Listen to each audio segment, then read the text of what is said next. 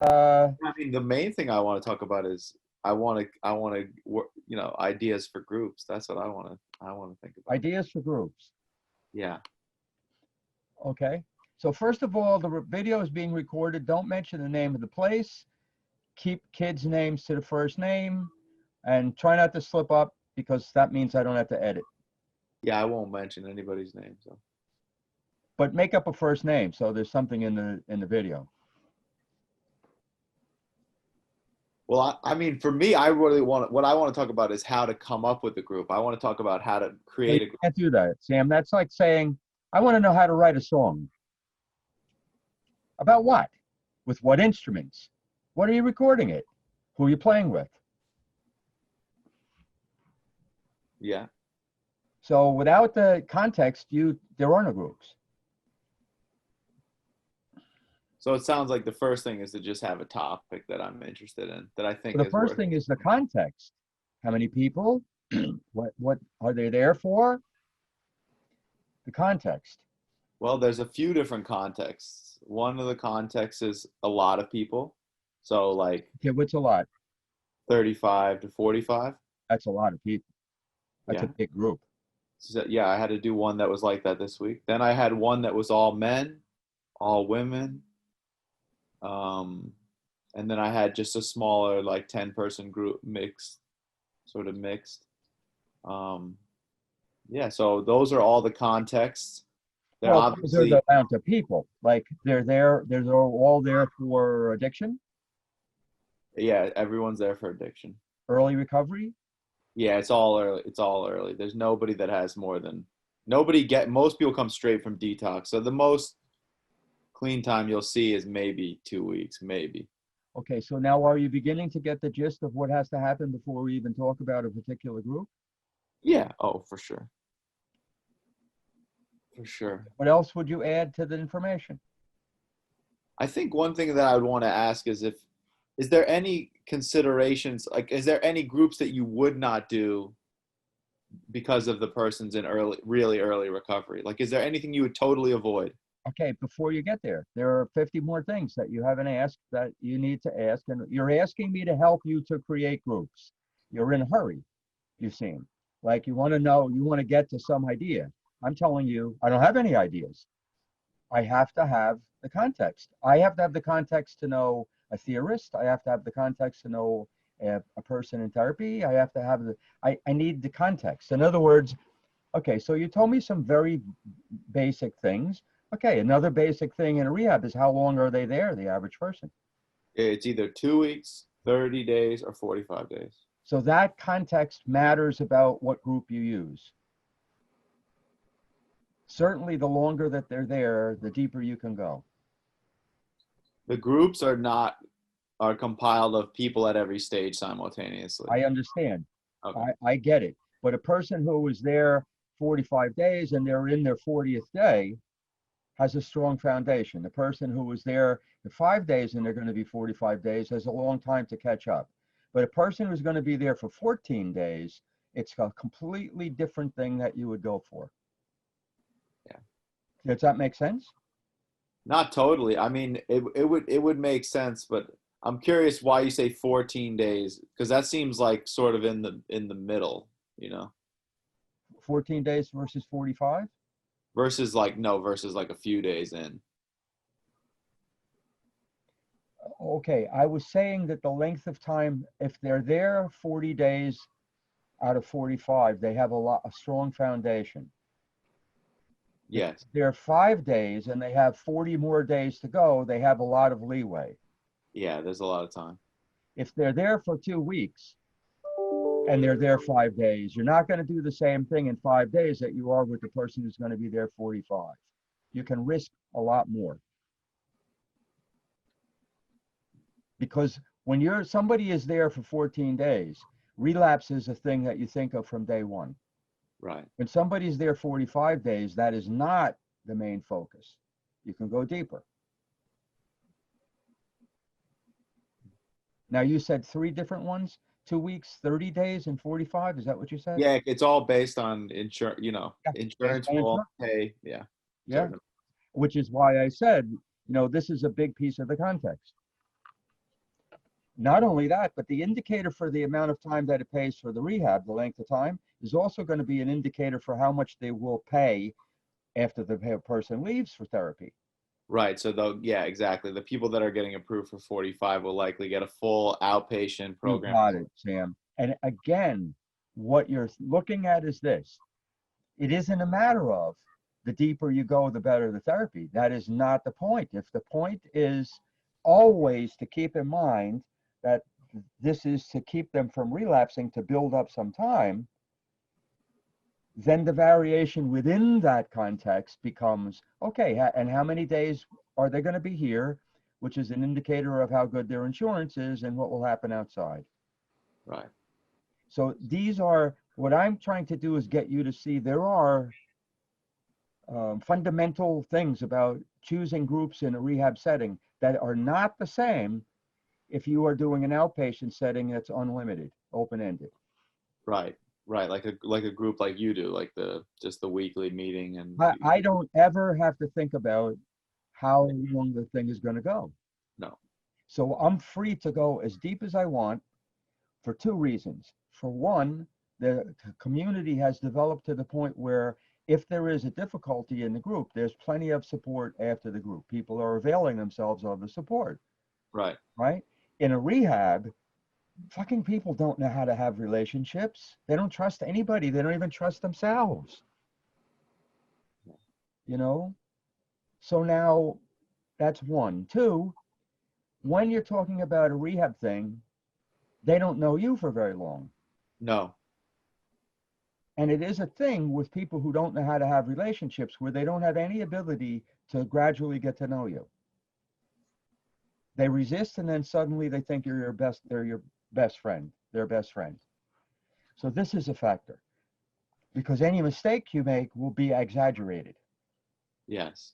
It won't be horrible. It's not on you. Everything is not on you. Oh But no, I've experienced this already. Like just making one small comment and I'm off for a week in that person's mind, and it's exactly. okay. Like I've learned to sort of tolerate that, to be honest.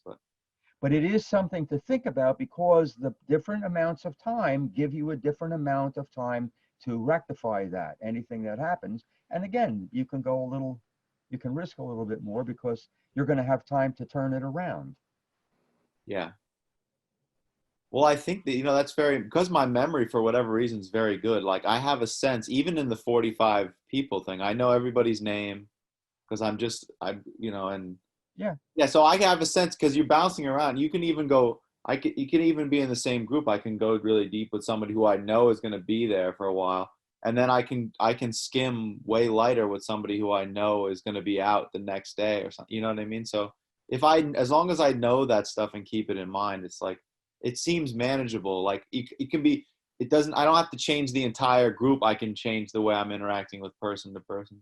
But it also does affect the the um the overall sense of the group. In other words, um, yeah, it does in a way that I haven't an easy way to put it into words. I'm trying to give you like the Yeah. foundation principles here, but obviously there's lots of adjustment based on who the person is. Tons. Oh God. Some people will have been there more than one time. Some people, this will be the first time they've ever in treatment. Yeah, that's pretty rare where I'm at. Where I'm at, you'd be the exception. If I met maybe like two first timers, everybody else is like 5, 6, that kind of thing. All right, so now that's another piece of the context. If a person has been there 3 or more times, they have advanced resistance. You're not going to surprise them with normal content. They're No. good at it. Yeah. And they're also better at faking it. Yep. They Oh, can like, the layer two that like there's layer two sort of blurs all the time, of just like, yeah, I just got to let things go. Like, those kind of like canned sort of recovery answers. yeah, I'm taking it one day at a time, but there's not, it's like just sort of empty. do you ever fuck with them and go, one day at a time? You're a real pussy. Yeah, I'm thinking of, well, I won't even, but yeah, there's so many funny moments like that. Yeah. So, Maria, what is it like to sit in on this conversation when you've never worked in a rehab and you haven't led groups. Well, you've led groups in your other life. Yeah, I'm enjoying it. Does what I'm saying make sense to you? Sam is like right in it right now. So the things I'm saying to him, they're really relevant like now, Yeah, they're just clicking straight in. you know? So how is it for you being outside of this where you don't have a use for them right now? It's all helping me paint a picture. Like I'm seeing the room now. I'm seeing like if their fifth or sixth time in rehab, or what they might, I don't know, all kinds of stuff. Like 35, 40 people, that's a lot of fucking people. Yeah, To it's like, have to, yeah, also you it's all, know? yeah. Well, there's also other elements that I really am unfamiliar with and that hurt and that bother me. Like, so for instance, when I had to, Monday, I had to run that group with 35, 40 people. There's a time management thing because I need to get to every single person, you know, So in that, that, just in that particular group I do. In other groups, you don't have to get to everybody, but in that one, there's a note. So you have to hit every person. so now I'm going to ask you some more at the risk of annoying the living shit out of you, some more fundamental questions. One of them is, how many minutes is a group? Each of those groups are, so that one in the morning is an hour and let me see, 10, 15, no, 9, 11. That one's an hour and 15 minutes. Okay. And the smaller groups, like the 10 person or? Yeah, the 10 person one, the 15 person one, they're like 45 minutes.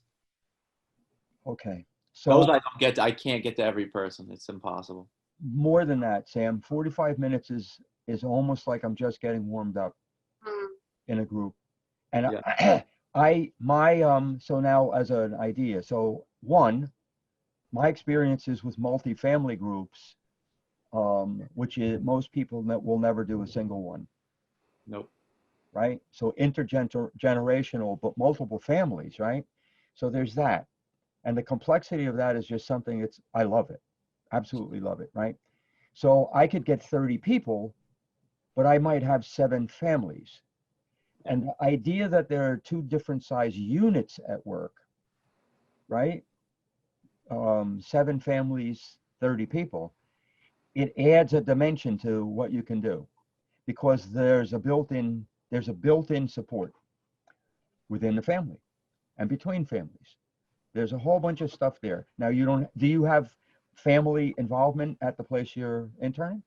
No, I have to check in with families or whoever the release person is for 5 minutes once a week. But it's not like the last place I worked, you had to do every week a family session with the people. So it's totally different. Okay, so no family sessions. They're adults, so there's not as much of an emphasis on family as there is with the teenagers. Okay. So time of a group, how do you get, are these groups basically once a day?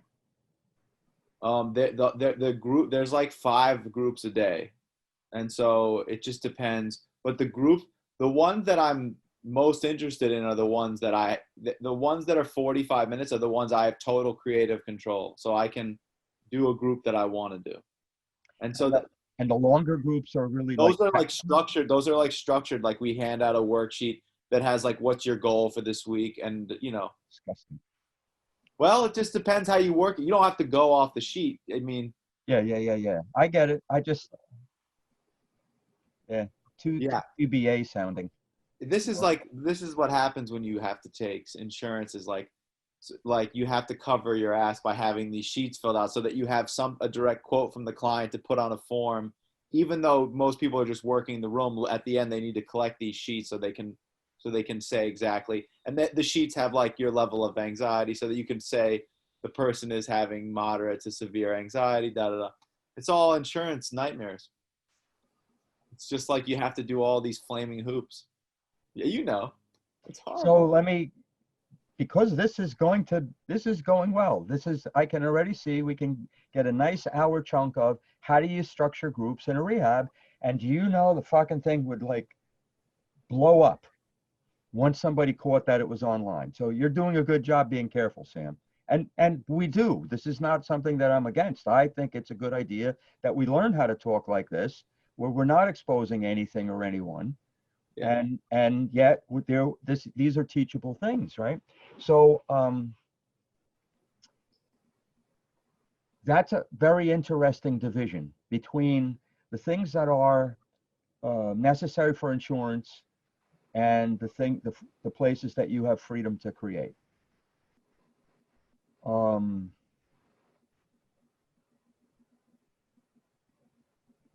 do you feel about those insurance-based data gathering trips? How is it for you? I mean, I can find value in them. That's what I'll say about them. So, like, for instance, if I collect all these sheets and then I'm writing a big note or something, and I'll see one of my individual clients has circles a 5 under having bad dreams. I mean, it's useful in the sense that in the next session, I can say, hey, I noticed that you hit a 5 on this. Like, what's going on? And then within a minute or two, we're talking about some representative event, which is extremely valuable to dissect in terms of, that kind of thing. But yeah, so that's the meaning I find in it. Otherwise, I'm pretty grumpy at insurance companies, because I have this just grumpiness that I feel like they're just constantly looking to see it. They just want to not pay. That's my impression is they're just trying to find ways not to pay. If that makes sense. Well, I can say something different. See, the book that you have not been able to manage, the science book, right? Yeah. So what you're talking about is the old science with the fake measurements. Right. Scale-based crap about how you feel, right. Things like that, which is not just the insurance companies justify their existence, not just the insurance companies, can deny payment. That's also there. That's definitely there. But they justify their existence by saying to, for instance, state licensing things, we are a gatekeeper for whether these clients are getting their needs met. Right, exactly. Right? And especially managed care, which is the bane of most people's existence in terms of insurance people. They're horrible. Their entire thing is to deny insurance, everything about it. But you're saying that there are occasionally there's some useful information on these sheets. Is that right? Yeah, for me there is, yeah. How have clients reacted to you bringing up things from the sheet? What I'm getting at is, do they continue to just simply fake or layer to their response to it, or are they surprised at all that you actually read the things? It's a full spectrum. I mean, I've had everything from like pleasantly surprised that I read the sheet and remembered it if it was days earlier, to they don't even remember it because it's just it's just another piece of paper. They don't even give a shit about it. Yeah. So it's like so then I'm over putting too much weight on it, and for them it's just a throwaway. They don't even remember feeling that way or even the question. So it's the full spectrum. It just depends.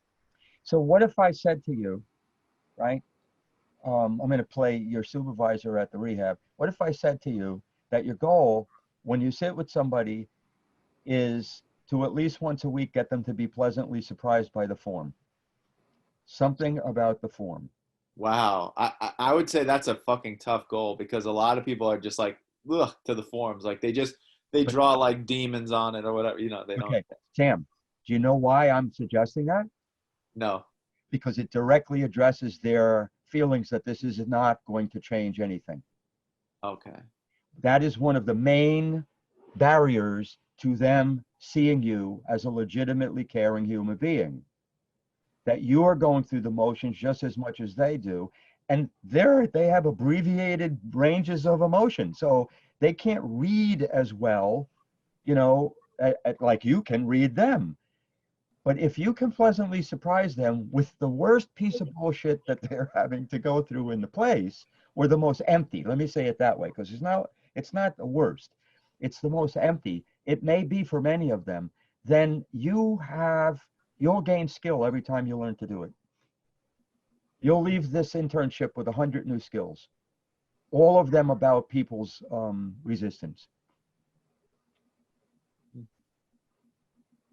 Just trying to picture what it would even look like. I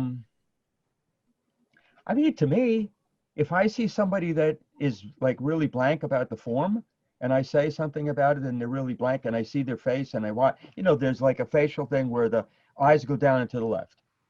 If the person's eyes go down and to the left, they're wanting to tell you it's bullshit, but they're not going to say it to you. They're going to lie by withholding, right?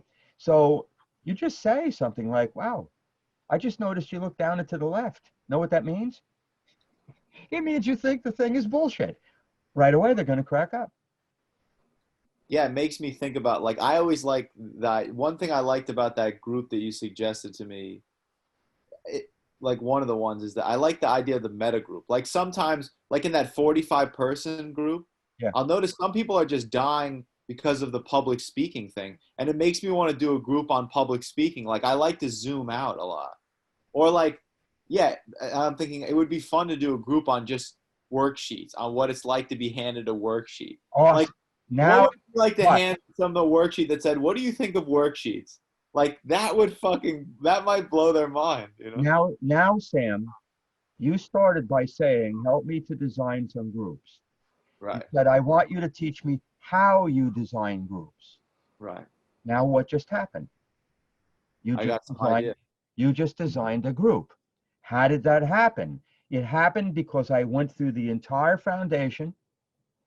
I painted a picture. Maria, I knew I was painting because Maria was also saying, and I can picture these, beginning to picture these things.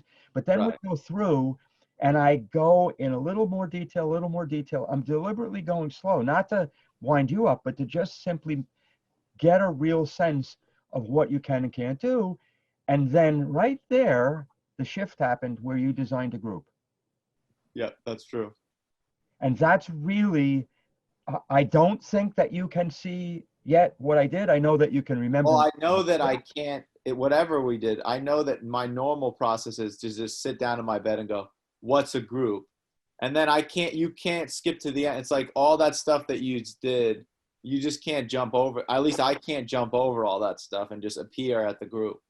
But this is the same thing that happens in an individual session with one person.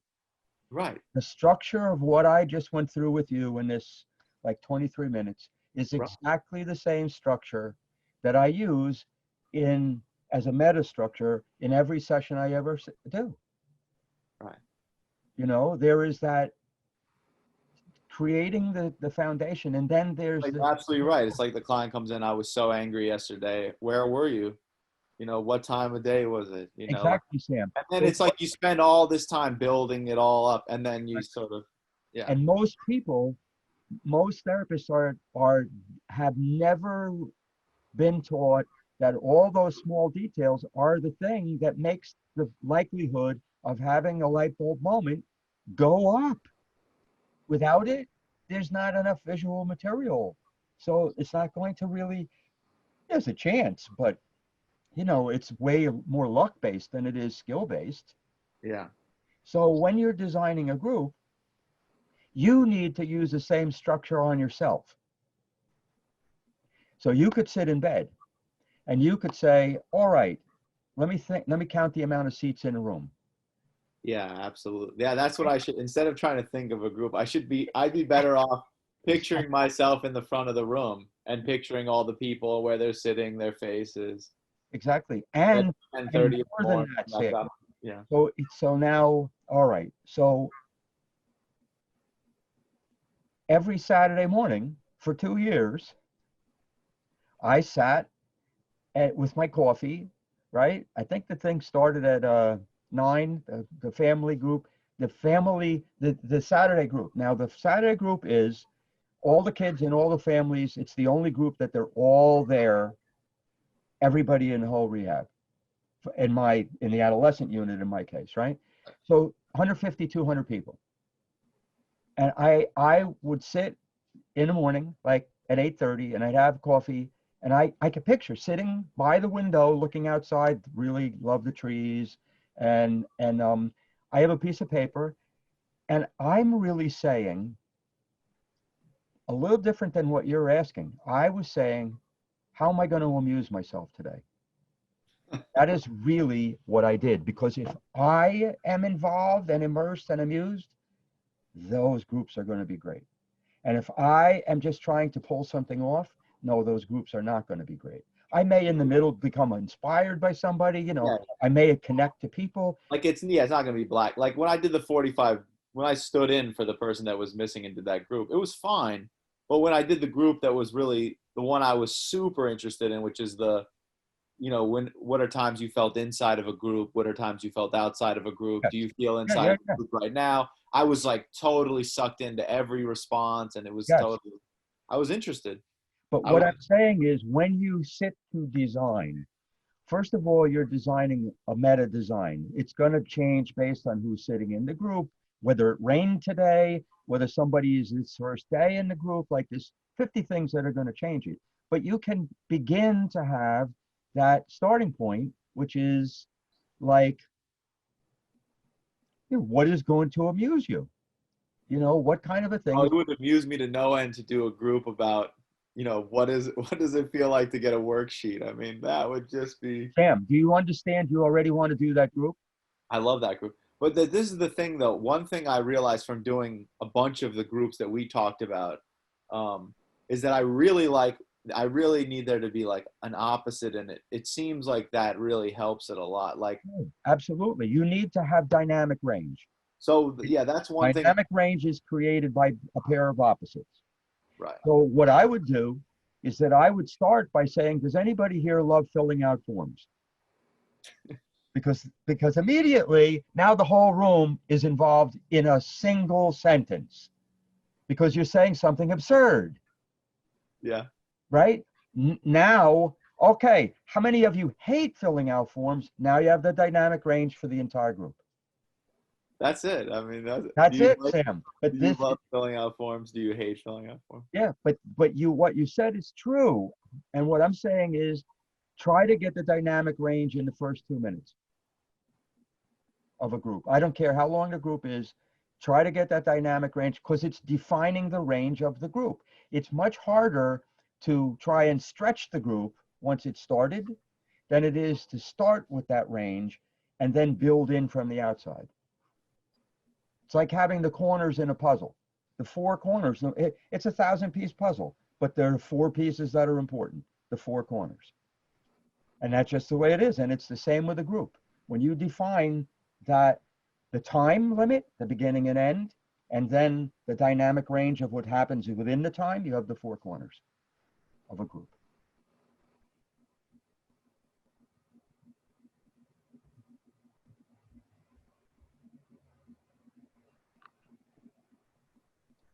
I'm just trying to think of what other places. I'm just trying to think of what other places I could go with that group. I love the like. I mean, I could totally see. I could even see doing it adding to the intensity by putting it on a worksheet, like putting this group on a worksheet to pass out to everybody. Because I could just see in my head going, who answered yes, they love filling out worksheets, and just going and starting there, talking to those people. Then who said they hated it? I mean, because I know there'll be at least one person that said they love it, at least one. So let me stop you because you, in one sense, want me to push you to do extraordinary groups, right? Yeah. Oh, yeah, for sure. So I would never do what you just said. And let me tell you why. Everything that the client can see coming is a waste of time.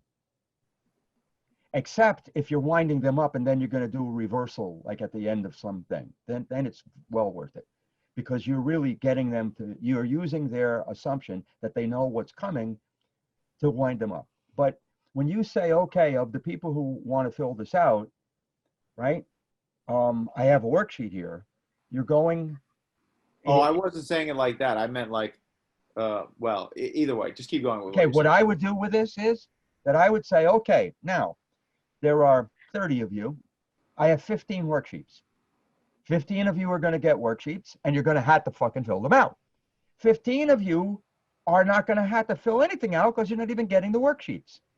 But how am I going to determine who gets the worksheets? I'm not telling you yet. Now they're fucking crazed. This is fun. Exactly. But Yeah. you hear what I said about Saturday morning groups, which were the biggest group of the week, because I had them all day. Sometimes 150 to 200 people, families and kids and everybody all mixed, right? And my beginning was, what is going to amuse me today? What do I want to see? What do I want to learn about? Not how am I going to help them? Not what are their issues? None of that. None. So all of that's about building dynamic range. Okay. When you're working in a smaller group, a thing that you can do, which is in the forms group, is think about the things they hate the worst about treatment and then build groups around each of those things. Wow, that's a good idea. Yep. Because they never are validated that the stuff in the rehab is bullshit. They never hear a therapist say to them, and you're not going to say that, but they're going to say that, and they're going to feel free to say that because you're structuring the group so that they have the space to do that. They're used to people being confronted. Somebody says this whole thing is bullshit, and then a therapist like does some work with them. Why is it bullshit? You know, whatever. Ugh. You know, there's no empathy there. There's no, you're not starting where the client is at. It's just, it's boring. You know, it's boring. I'd do a session on therapists. I love that idea. A session on therapy. Worst therapist you've ever had, tell me. And if somebody says you, Sam, you hit the fucking jackpot. The jackpot. Oh, you know I love that stuff. Yeah, but now look at what I'm saying. Worst therapist you've ever had, right? Okay. And you can do other things. Most full of shit person you've ever talked to in your life. These kinds of things they will be pumped. Let me jot. I gotta jot something. Well, this will be recorded. I'm like, I gotta. Yeah, this is being recorded, so. I gotta. I think that would be a really powerful one of who's the most full of shit person ever and who's the most authentic person ever that you've ever talked to. Well, but the authentic piece would be something that you would only introduce after people began to get the shit out, because what you're doing in this case is you're not defining the dynamic range to them. It's already defined to you, but what you're wanting them to do is not prematurely have something that's going to, constrict them. Well, that's the thing. That first one is going to push it's got to push into the outer layers because they're going to have some blame towards that person. Oh, ripping. And what do you want to do when the person said that to you? What do you want to do? When they asked you how you felt, what do you want to do? How about a pencil in the eye? Ooh. And the whole room starts roaring, right? Is it a number 2 or number 3? Number 3, the lead's a little sharper. Ooh. Anyway. But then eventually when somebody says something very genuine, then you turn the corner and you say, so sometimes there is a genuine person. Every once in a while you've run into somebody that actually does give a fuck. Okay, so anybody have any experiences with that? Now the thing is stretching.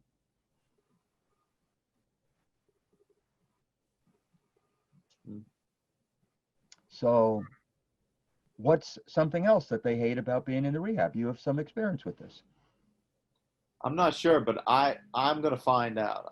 This is the thing. I think I'm gonna have a group where I'm just sourcing information. I think that's important. I think that's important because I know certain people hate certain things because there's so many different types of activities. Like some people hate the mindfulness activities, some people hate the art activities. Like it's just so different. But I know there's got to be some meta things. I know worksheets are probably going to be at the top though.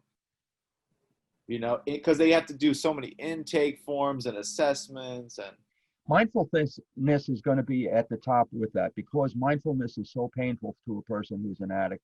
Oh man, it's so painful. Yeah. Oh yeah. Some people say it's the worst anxiety they felt in 10 years. Okay, so you could do a group on how do you reduce the anxiety when you're trying to do mindfulness? and you could get them to make the suggestions, not just give. I mean, I don't even know the answer to that question myself. So So then, I couldn't do that group yet, but do you have an interest in learning? yeah, I do. That's why I'm telling you I don't even know the answer. But this is an interesting thing, Sam. The ones that I love the most are the ones I have no clue about the answer. I understand the way to do groups, the way to design groups, the way to provoke groups, right? But I don't do stuff that I already know. It's boring. I don't do it. I never do the same group twice. I've never done the same group twice either, but eventually I will though, because some of them are so good, and when there's totally, 2 months from now when there's not a single person left, I'll want to go back to it because the fact that it'll be new people will make the group different again. But if you're starting with a similar idea, but then you're saying, now what else can I learn this time? The group won't be the same. Yeah, that's true. In other words, right? Yeah, there's something different every time. Right now, when I'm suggesting that you get from them, does anybody have any advice to the other guys about how you survive mindfulness crap? Now, I mean, that negative spin on it always sucks them in because they're already so negative that it's egocentric. It just blends right in with them. And when they hear you say any negative thing at all and you're the therapist, oh, they come alive. So you have that spin on, how do you survive that mindfulness crap? Now, you're saying that you're not ready to run the group because you don't know. And I'm saying, oh, yes, Sam. No, this is the ideal time to run the group because you learn from them. You don't have to have any answers. None whatsoever. You get answers as you watch them. You learn the answers that fit that group. So what kind of things can you imagine anything that somebody would say? Yeah, I think, well, I mentioned right before we got into the group about paperwork, I was talking about public speaking is another thing I see people hurting a lot about. That's not being spoken about out loud, but that, people are getting called on. They don't want to speak in front of 45 people, or there's these ceremonies at the end of the week and people have to go speak up with a microphone. They're totally blanking. You know what I mean? So what would you do about it? It's a great question. I have no idea. My first thought is to do a group where I call on people, but then instead of them answering some question, they just get to talk about they just speak about the anxiety that they're feeling while they're public speaking. So just in my mind, I'm like calling on them and they're going, this is horrible. I just think everyone's looking at me. Like they just report on how hard, like the actual symptoms, instead of trying to talk about some prompt. You know what I mean? They just talk about public speaking. So, all right. So, Maria, you got any thoughts? How might you? The first thing that came to my mind was you have to stand up in the middle of the room and try to stutter. You have to try to make yourself stutter. Great idea. But this is from my personal stuff. So. Oh yeah, just give a terrible public speech. Make yourself stutter. You can only stutter. You can't say words. Only stutter. But you would have to have prefaced that by saying, has anybody in here ever stuttered as a kid? But otherwise, it will be insensitive. And you know how sensitive. But would it be all right to just say instead, because just to expand it to hit a wider audience, to just, has anybody ever messed up during public speak? Has anybody ever messed up? Because it will include more people, I think. But here's the thing, Sam, and I guess I'm seeing it as I'm talking with you about it. The tendency in you is to talk more. The tendency in me is to act more. That was my success in the rehab. I don't mean I didn't talk. Yeah. But I did not, even figuring out when your heart is in it is still layer 2. Learning by just seeing. So in other words, when you said this thing about public speaking, the first thing that I thought? The first thing that I thought is have every single man stand up and be as close to you as they possibly can while you try and talk for a whole minute. Somebody is going to be the timekeeper. The person who's most nervous in the room is the timekeeper. And I'll have to shelf just because of coronavirus, but that's a great idea, though. That's right. Okay. Yeah, and you're absolutely right. But we're talking about designing groups. That's a great idea though. And you know what that would do? You would earn their respect. It's too many times where the therapist does nothing in the fucking room and then eventually says something, which is okay. But to begin where the therapist is really exposing themselves. So profanity is the therapist exposing themselves when used in context, right? Profanity. This is something they don't expect. And truthfully, if you don't say it every other word, it really has an effect on drawing them in. They're surprised. Um, what other ways that would you draw in the group right at the beginning by being genuine? I mean, the last group I ran was on Thursday, and I basically did both of those things that you. I mean, so I handed out this thing, and it had these prompts on it, and then I just instead of starting, okay, we're gonna start. I just said my own personal thing, what it was actually for me. I told a story about when I was a teenager and all this stuff, and I just totally revealed. I mean, and everybody was felt, That's it, good, Sam. yeah, I like groups. Like I feel more outgoing and adventurous in groups than I do in individual sessions. I feel more empowered in some ways. Like I'm more likely to cry in a group. I'm more likely to, I don't know, that I'm just more out there. But I also think you're more likely to go to layer two in a group if you don't know where you're going. And you seem not to have any of that anxiety in one-on-ones, unless I'm missing it.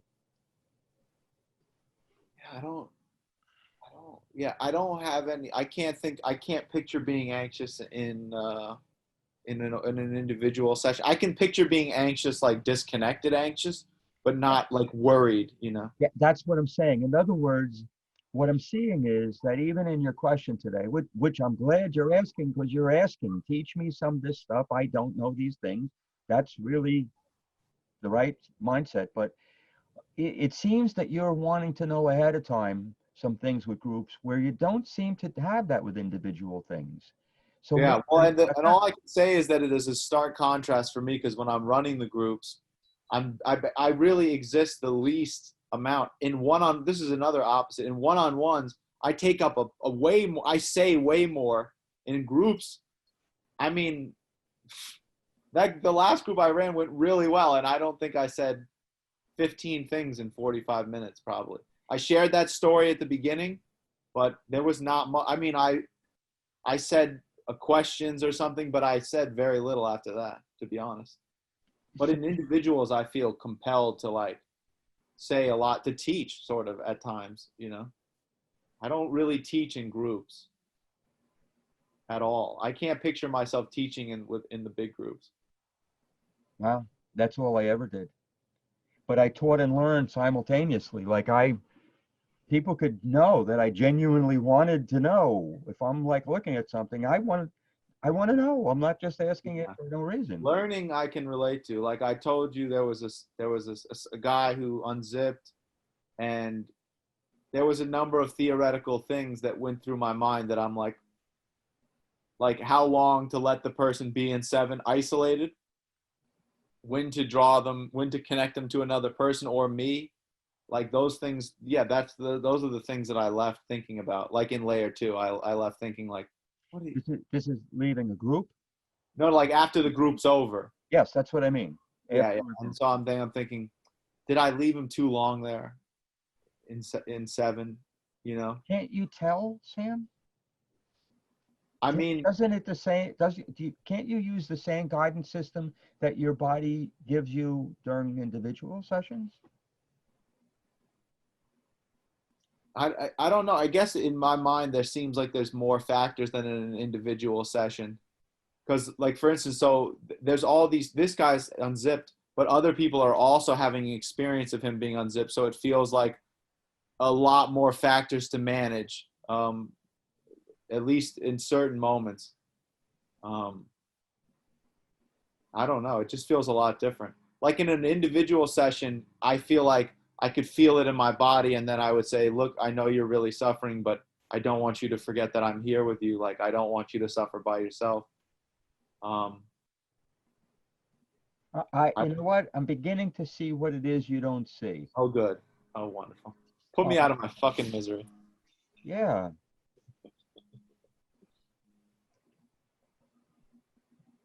When I was so I was there from 88 to 90, 2 years, and little more. And I used to think of myself as like being like a hawk in the groups. And I'd be slowly circling, then I'd shoot at somebody, then I'd float away and somebody else, and I would do it in a way that it didn't make sense to the people in the room, meaning that they couldn't anticipate it. So let's say that I did a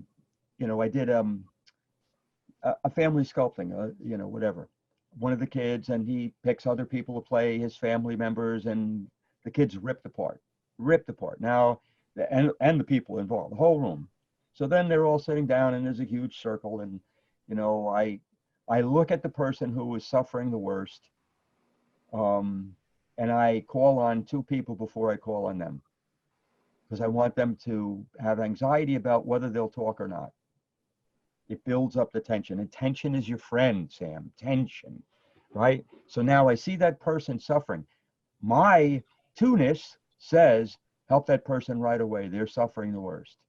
My therapist knowledge says, oh no, you'll help them more if they build up and a little anticipation in terms of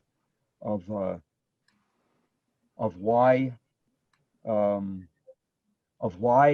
whether they're going to talk or not. So the way that you're talking about it, it's as if, in a sense, you're doing individual therapy in a group setting. I don't stay with one person. I look to thread through the other people in the group. So if I'm talking with somebody, I get them started. I can see something that's easy for me until somebody really unzips, and then it feels like I don't follow the same. Like, it's easy for me when somebody says, I think this, I really miss it, and I go, oh, does anybody else miss it? And I thread it. But when somebody's just, then I don't want to thread away for some reason, because the need. Do you know what I'm saying? And I am saying, if you do not leave the person with needs in the group, all the burden falls on you. It's wrong. If you leave the person where you've gotten them started, and then they're now triggered somebody else, and you go to that person, the first person is not going to be alone. The fact that the first person is now viewing the second person having similar stuff means they're less alone. Gotcha. So I used to, yeah. And so that's a different approach that wasn't even a choice for me. The only choices I had was to stay with it. And then the way to sort of help is to, I said something like, look at the people that you love, whatever. Like, I connected them to another person, but I didn't connect them over the suffering. I connected them over something else, just their love for each other or whatever. And it's not that it's wrong. It's just, if you do the thing I'm saying, which is that you get them started, but it's a group, and then you see somebody else who's similar and you go to them, you're not finished with the first person, but you're not finishing with the first person. The group is.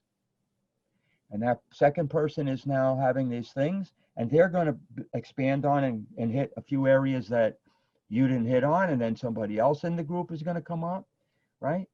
And then you circle back to that person that you started with when they're not even realizing you're going to come back. They're deep in thought, and you just check in with them. Like, the weaving weaves a group. There's a group identity because you do that. Yeah, and in this moment I'm thinking of, it became just one person.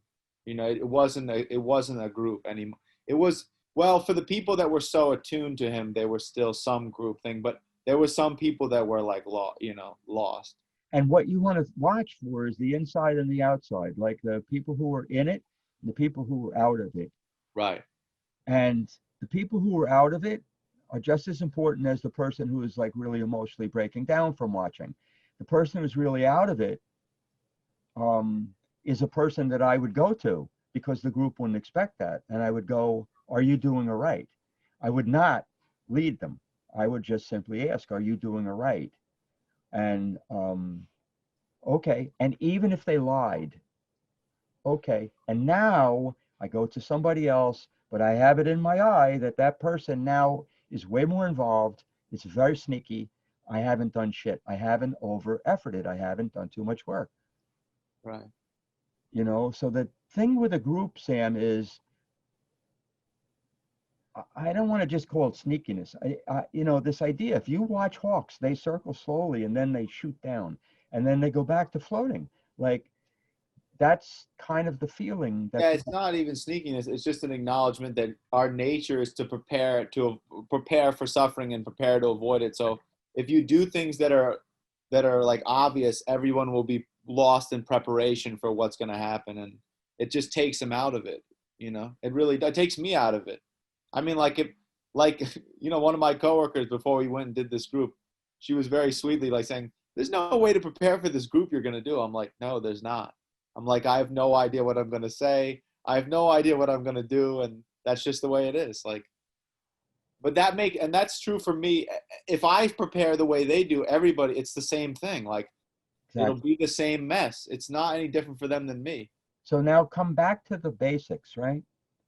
Um, the first basic is there are only two experiences that that are your stock and trade. That's saying a lot. And they both have in common that they're surprises. And one is the painful surprise and one is the pleasant surprise. This is the entire group. So if you frame everything about the group with that idea, then it keeps you from doing those kind of predictable, stereotypical. It's not even just layer two. You can be doing something that's very genuine work, but if they see it coming, it's not, the group is not involved. The person you're working with is involved, but the rest of the group is bored. So let me ask you something about what if I wanted to do a group with paper therapy? Because I know that, because my mind is going, well, then is all paper can all any worksheet you see it coming? Is there a way to do paper therapy that doesn't fall into this thing that you're talking about? But there are 50 ways because truthfully, okay, so let's take the paper thing because that is a topic, right? Right. So now let's say you have 30 people. So now what you're going to look for is the three people who hate it the most. Now you're going to have them move their chairs into the center of the room and you're going to move into the center of the room with them. So now you have you and then you have 1, 2, 3 people with the paper. Now you have two groups, the inner group and the outer group. All you're needing to manage is the inner group because the outer group is going to be doing the work by watching.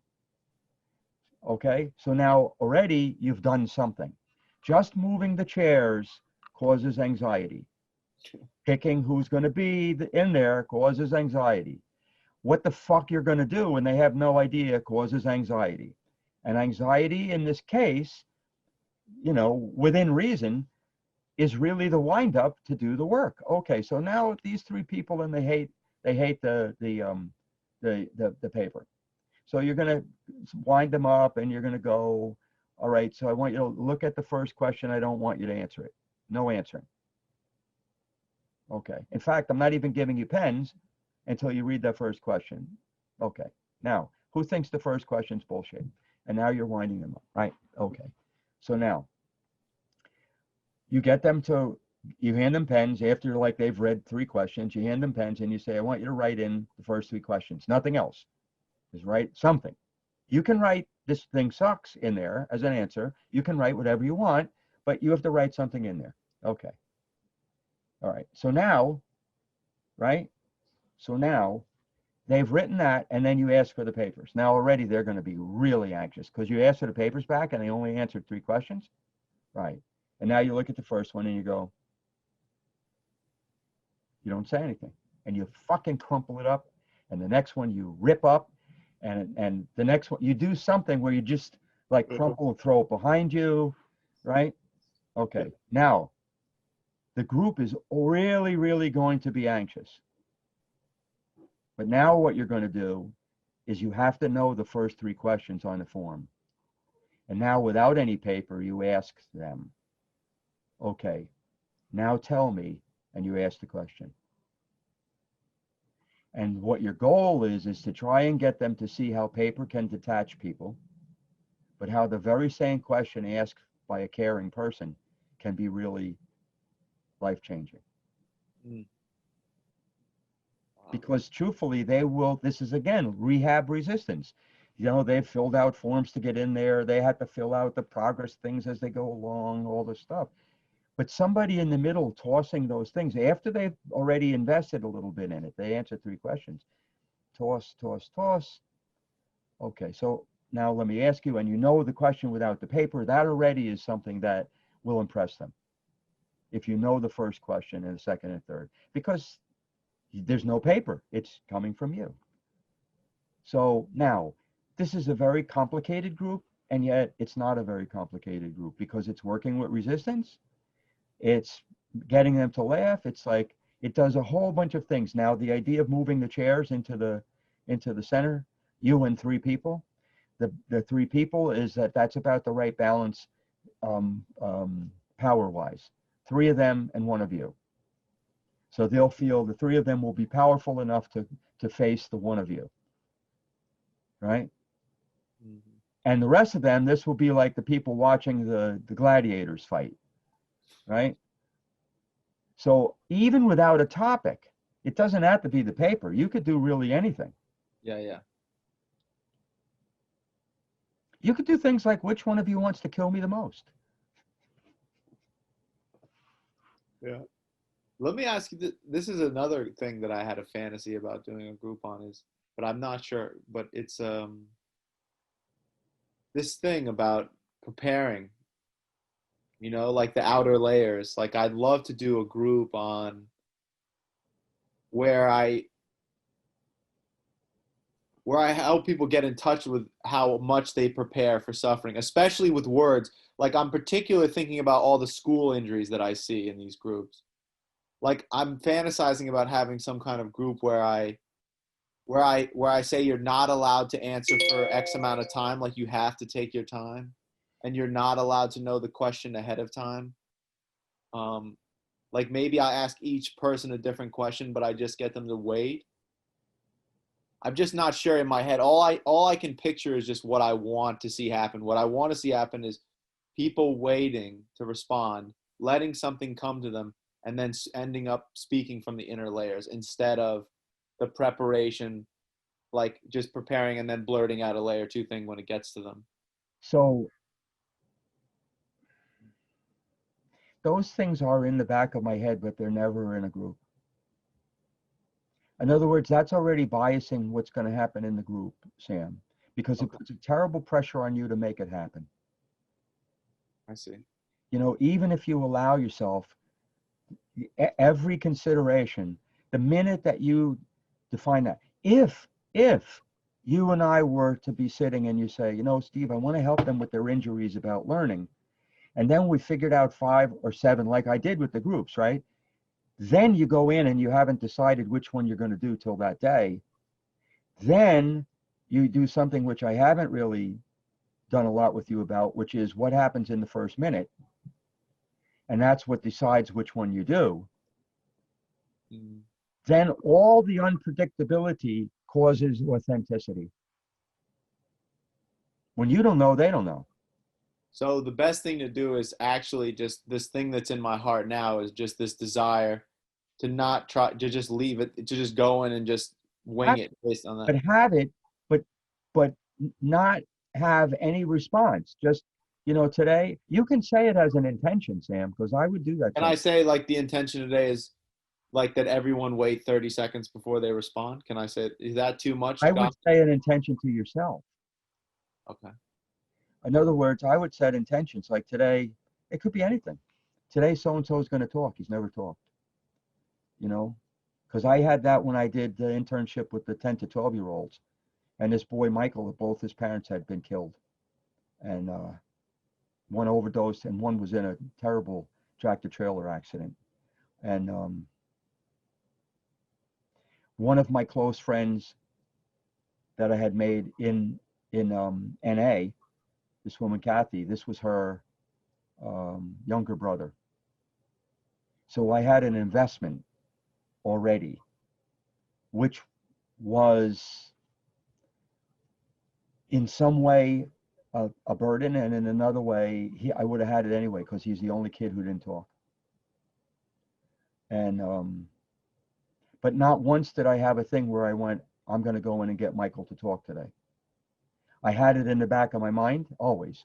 I hope Michael's able to talk, but I didn't do anything to deliberately make that happen. There was a group where I set limits because the person who I was supposedly training with, who wasn't really very good at it, was sick. And at the beginning of the group, I set rules. I said, today we're going to do it a little differently. This is what you can and can't do. And that was the only day Michael spoke. It has stayed with me about how setting rules, people can hate it, but setting rules make people, the rules, if they're reasonable, make people safe, especially kids. But I didn't start that group thinking Michael's going to talk today. But I could still picture now, and this is whatever, 30 years ago, that the kid broke down and spoke about both his parents being dead. So this idea, though, Sam, I guess that this is emerging as a theme in what you're saying today, that you're trying to anticipate too much. It's a terrible burden to do that. And a group is supposed to be, you work less, not more, Sam. The group does the work. You are guiding. You're the guy on the rudder. And I would just say, the only thing I would say to that is just that when I'm actually running the groups, it is way less work, but I think beforehand, I just think so much about it before I do it. And then it flips to this opposite where I don't think at all while it's going on. But I don't know why, but I like to churn and churn in my mind before I do them and cover, like you're saying, to just try to prepare for all these things, even though I don't think about my preparations while the group's unfolding in front of me. And I'm going to tell you, Sam, that you being able to let that go is what will build your confidence.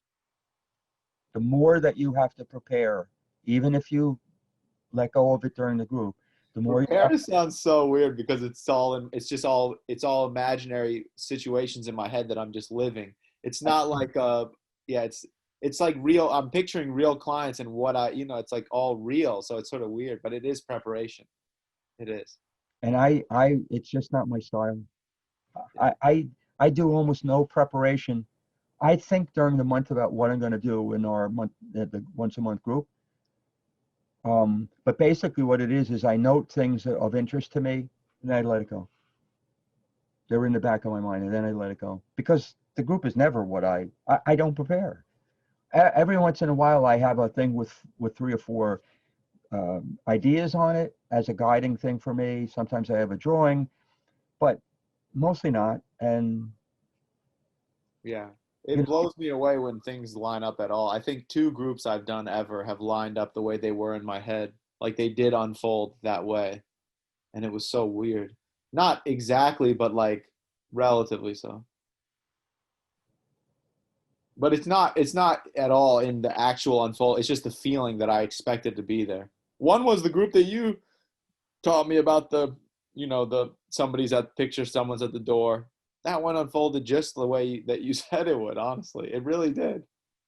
but that kind of group is the one to keep in your back pocket when you haven't made a good connection with the group. Yeah. Like 5 new people came in and the 5 new people are really negative or against you or something. And then it's influencing the whole rest of the group and they're looking to see how you're going to handle that. And so that group, that's like a sure thing, that group. Yeah, it is. Yeah, it is. But, that's like one of those ones where, okay, I know I can do that, but what can I do today that I have never done before? Yeah.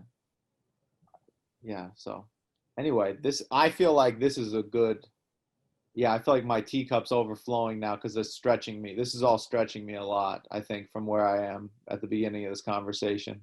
Yeah.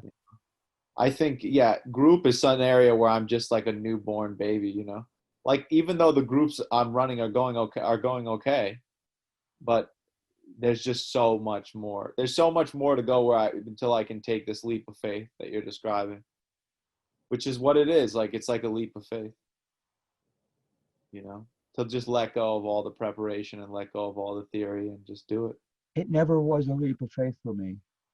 I can't even explain how, Sam. It just has never been.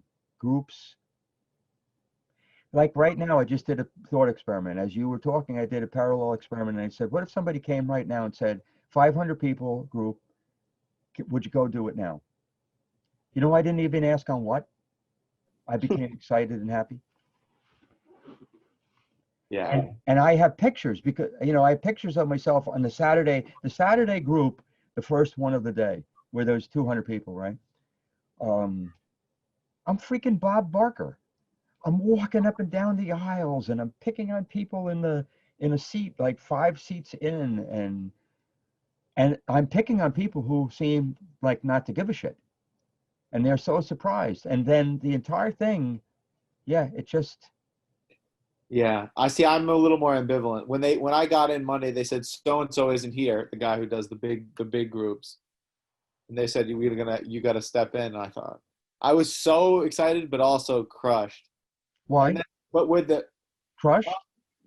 I think because it's just the fear of for me, this is such a generalization, but a fear of the unknown. I've just never done it. Like I can't pick, like the smaller groups when I go to them, in my head, I have these pictures of all these groups I've done, but with 45 people, there's no picture in my head. I have one memory of speaking in front of hundreds of people when I went to visit my rehab when I had a year clean or something, but that's literally the only reference I could go to inside. So it's just it's like going to the moon or something. Was that a good experience? It was a good experience. But what was good about it was different than, so what was good about it is I made it from A to B and I didn't crash and burn. Where like that would not be, just making it through wouldn't be a good experience for my smaller group. A good experience in my smaller group is I'm energized, I feel connected to everybody, somebody's life has changed. But for that group, my goal was to just go from A to B without just totally deteriorating and falling apart. Like at my father's wedding where I just couldn't talk, like that would be the worst case. Not having that happen would be the worst case scenario. That was the only time in my life I've ever not been able to speak, though, was at my father's wedding. I think about that all the time. That's saying something. Yeah, it's such a weird memory because it's just a one of a kind memory. Like I couldn't make up words on the spot. Like I looked at Dad and Trish and I just couldn't think of anything to say about. That's partly what's driving you to prepare before groups. That moment was so horrifying.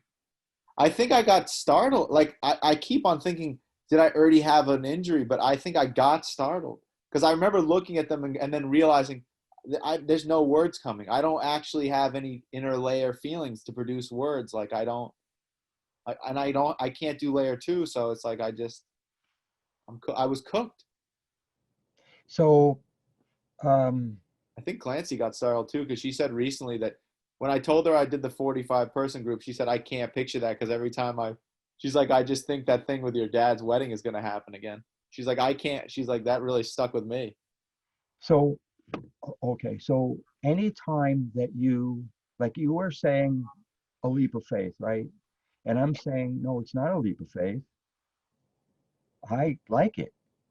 It doesn't require faith. Like in other words, faith, it's an interesting thing. Faith is you have a bad outcome that might happen, but you're going to try anyway because you're just going to say, I have faith, which means that I'm going to layer to it. I'm going to pretend, or layer 1. I'm going to pretend it's not there, right? Yeah, endure it, yeah. Right. Real faith, which I don't know how many times, I might have had it a couple of times in my life, is a belief that you're not alone and somebody else will do it with you.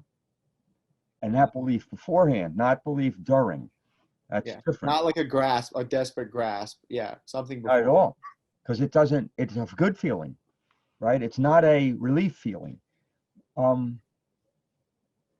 the feeling that you're talking about, it seems that you don't have an alternative if you get stuck. Is that right?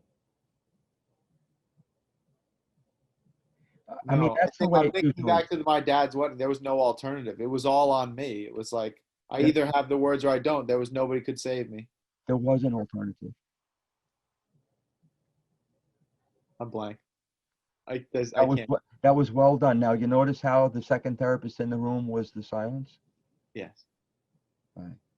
So the alternative would be to say that Wow. this is such an important moment that I can't even think of a single thing to say. I'm going blank, and I feel terrible because I care about these two people. Like, and then once you started, Sam, I'm welling up, and I'm not even in the situation. Yeah. Yeah. Yeah. That so hits for me, man. It reminds me of this emergence I did on myself where I found this memory of this girl that I really liked in middle school that I didn't, but I couldn't tell her I liked her. Like I just couldn't tell her because I was so afraid that the words I chose to tell her weren't going to be good enough, and so it wouldn't get across, and she would misinterpret. And I just felt like there was no way I could get her to understand, and I felt like the words had to be perfect, or else it wouldn't work. See, that means you already had an injury before that event. Yeah. In other words, think of the statement. The words had to be perfect, Or else she wouldn't like me back. I really or thought that. else the certainty of the bad event tells you it's a wound. Yeah. It's the fantasy. If it's perfect, I won't get the outcome that the wound tells me I will get. But the only way I can even have a chance of not getting that outcome is if it's perfect, Right. Exactly. which logically makes sense, but But nobody's like, yeah, perfect. what you're saying is if I could go back, and this is similar, is like if I could go back, I could have just told her, I like you so much, and I'm so fucking scared to tell you.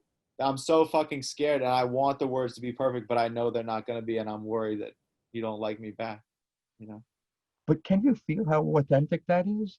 Yeah, it would have been so authentic. Yeah, But and this I is think what, even if she didn't like me back, I think it would have been like like Roger says, what's most personal is most universal. It would have still, it would have still hit for her, even if she didn't like me. She would have resonated with it. that's right. She would have had a connection to you even if she didn't have romantic feelings. Absolutely. Yeah. That's right. And she'd remember it the whole rest of her life, and so would you. Yeah. And so the same thing with these things in the group, Sam. Just because I want to go in a minute because you've done a lot, and I don't want to Yeah. go way beyond your head, right? Um, just think about the idea that when you have to prepare, it is an indicator that you're reliving a wound. You may not be buried, knee deep in it in the moment, but if you have to prepare, the preparation is to avoid suffering. Yes. That's what it is. And that, for me, every time I try to know ahead of time what I'm going to do, I fail. I think that's why I so want to do a group with them about preparing, is because that's what I need myself. That's awesome, Sam. And if you started the group with that, you said, listen, yeah, I know you guys usually think that this entire group is about you. Everybody in here, it's all about you, right? And how bad you are and how you have to change everything you want to do. But this group is going to be about us because I'm going to do this group right along with you. And I'm going to raise something that I have trouble with. Now you got them. And it's not phony. No, it would not be phony at all. No, Sam. No. So as I go, the first group that comes to mind that the most prominent group that I did this in is when I went to speak at a jail. And there's one other guy there that wasn't in the jail. The guy was leading the meeting. And maybe 30 guys came into the room and they're punching each other as they come in and they're banging shit, right? And I was scared. I have no idea what that was. I don't care what it was. I was scared. Like these are going to be the guys, the older boys that are going to like mock me and I'm just, whatever, trying to run with the big boys. And in the back of my head, I have this shit going. If you're a tough guy, they respect you. This is what people said to me. But I'm not that person. So what the guys like opened the meeting and then I remember looking down at the floor that time taking thing is so helpful for me, you know, not racing into it. And I just found myself saying, you know what? I got to tell you, I'm really scared of all you guys. That's how I started it in a jail. Wow. About 7, 8 minutes into what I was talking about, somebody yelled out, "You still scared of us?" And everybody laughed. When I left, Sam, every single man shook my hand as they left. Because takes a lot more courage to say the thing I said to them than to try and fake being all right.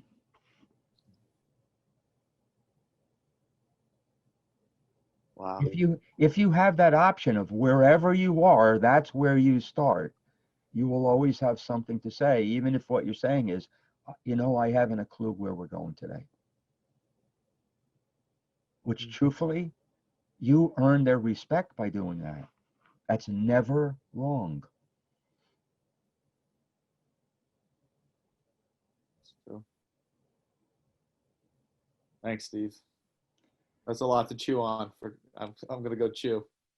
Okay, Sam, please be kinder to yourself. There's too much pressure on yourself. And I think it's because you're worried that it's not going to turn out well, but also because the bar is set by your skill with individual sessions. Yeah. It's a different learning. Yeah, there's a huge gap in between them. They're the same, but they're not. You'll find that you are the same. The same skills work in both situations, no matter what. Because when you do an individual, do you know it's always a group session? Because their mother is always there, their father's always there, the girlfriend is always there, a teacher from school is always there. That's true. Every session is a group session. Wow, that's true. Yeah. You know? You know what? The other day I hit on something that I didn't realize, don't know that you know. So when I started my practice, this is separate from everything. I told you that I had to pay somebody for supervision. Mm-hmm. Aaron, did you know that he had the same last name as you? No. Same spelling? You know what? I forgot all these years, and the other day it just popped into my head, and I went, you know what? I wonder if that's one of those weird things the universe does to, like, you-hoo, we're here. Anyway, all right, buddy. Oh, Boy, you got a lot. Yes. yeah. Well, we can talk about this. I'm just curious. I haven't reached out to that guy yet, but I'm going to. He wrote me yesterday and asked when you're going to reach out. He really wants to meet you. Okay. I'm going to email him right now then. Excellent. All right. Anyway, Sam, have a good day. All right.